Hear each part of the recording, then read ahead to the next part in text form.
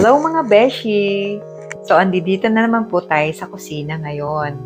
Alam niyo na, syempre, magluluto tayo. Kasi marami kaming bisita today. Wow! Wala lang. Napag-usapan lang. Kailangan natin magluto.